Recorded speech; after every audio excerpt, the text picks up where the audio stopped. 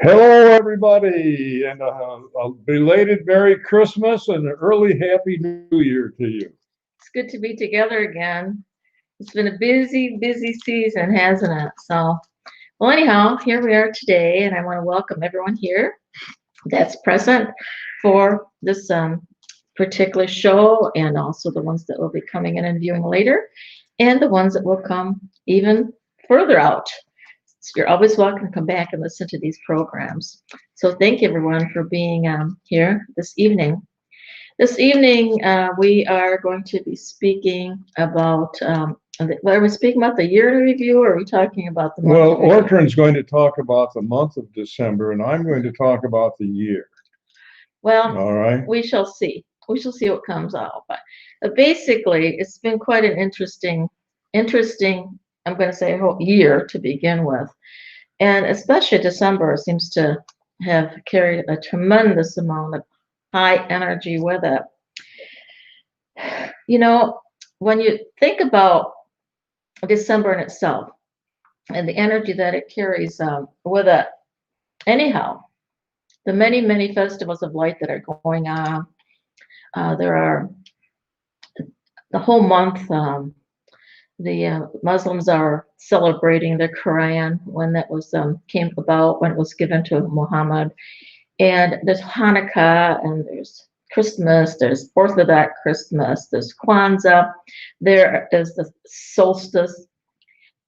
The light just surrounding that is something to begin with. So the energies of this time of year are just filled with this sense of, well, I know we've been very, very hectic over the years. This year, some of us are a little bit more settled in just because we have had to be.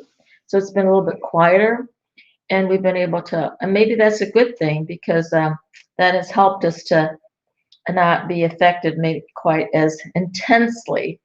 On one hand, I'm saying that certainly we were affected very intensely with the energies that have been coming in, with the solstice and the meteors, showers, and all the alignments.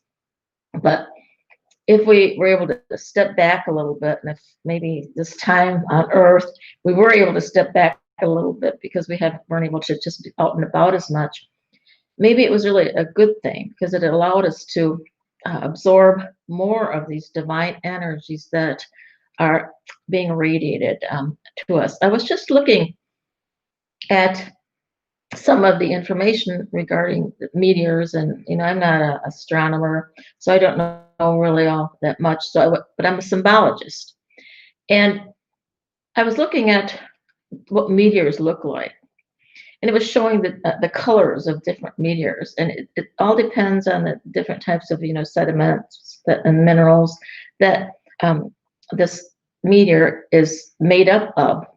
But what I realized when I was looking at these particular ones was that they very much aligned with the colors of the chakra. Not all of the colors of the chakra, but they aligned with. There were the oranges, and there were there was the red. Depending on what, like the nitrogen and oxygen, they form a red color, and the iron, if there's iron mixed with that frequency, it's yellow. The calcium, it has more of a white streak. The sodium causes it to have more of an orange color, and the magnesium causes it to have a turquoise color. So I found that really quite interesting, because out of those colors, some of that are chakras. We align our chakras. Red is certainly one of the colors of the chakra. That's the base chakra. There's the orange. That's, of course, one of the earthly chakras. And the yellow, which again is, it's moving us more into the spiritual, because yellow is associated more with mind, and moving us more into utilizing divine mind. And then the other color that I saw, as far as these colors, was the turquoise. Now, turquoise now with our chakras, has to do with the divine mind, divine heart, with our high heart. So it looked like this progression of different color vibrations that is affecting really parts of us, our chakras, certain parts of our chakras, And then the other is the white. And the white always is that combination of all of the colors, which is if you twirl it like a top, mixing all those colors together, the white light is a combination of all the colors, which represents the Christ light. So I thought that was really fascinating for me because, as I said, I'm a symbologist, so I see different things in different situations. So these are color vibrations that were being sent down to us to be embedded in every part of us, every body that we have that is within us. And then, of course, the energies of the alignment of Saturn and Jupiter is so intense and coming so close to our planet on solstice. It was the sense of wonder, the sense of this vibration that it actually could be shaking our bodies because it is vibrating so deeply within every single cell of our body. Some of us might have had an easy time with it, some not. Some, depending on how clear our bodies are, all of the bodies, physical, mental, emotional, spiritual, and really the depths of all those different bodies.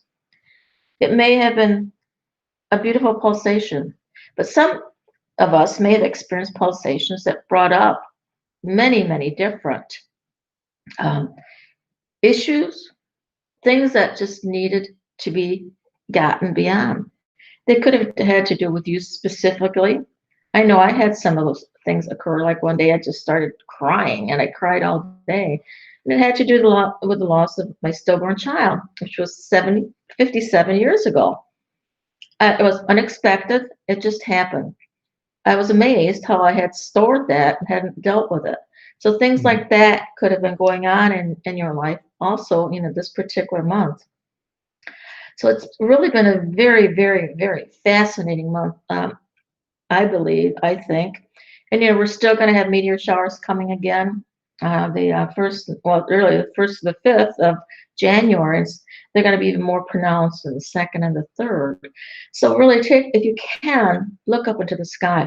I was a little disappointed because I wasn't able to see the conjunction, but it was overcast here. But I was blessed because we got off of one of our shows on winter solstice, and my son, who lives out in Utah, there it was. He already sent me a picture of it. He was able to see it because he works up in the mountains, and so for me it was a treat, just a gift to be able to see it that quickly after having talked about it on a show, and there it was. And it was the first picture I saw of it in that particular time.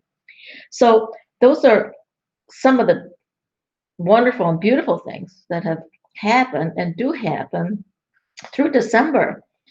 But the other thing that is being said is that this is a portal, an opening of the portal into the age of Aquarius. So I thought I'm going to check into that a little bit more because, we forget about dates and things like that. But I was born in the 40s and 44, so I'm going to say hippie time was in the 60s. So it was my younger years, and there were things that were projected then, just the song, The Age of Aquarius came out, and it talked about when the moon is in the 7th house and Jupiter aligns with Mars. And I thought it was interesting to hear those words. And so I thought, well, I'm going to see what I can find on that. And what I found was interesting, that Jupiter and Mars around 60s and so on, it actually aligned in 1979. And then and Jupiter and Mars will align again in 21, 23. So it makes me wonder, the calling. I was told years ago, and I read it, then 50 years later, that, that time when the song Age of Aquarius came out, which I think was 67, that it was the way that the moon was aligned, and of course, Jupiter and Mars. And it was the quadrant that it was in.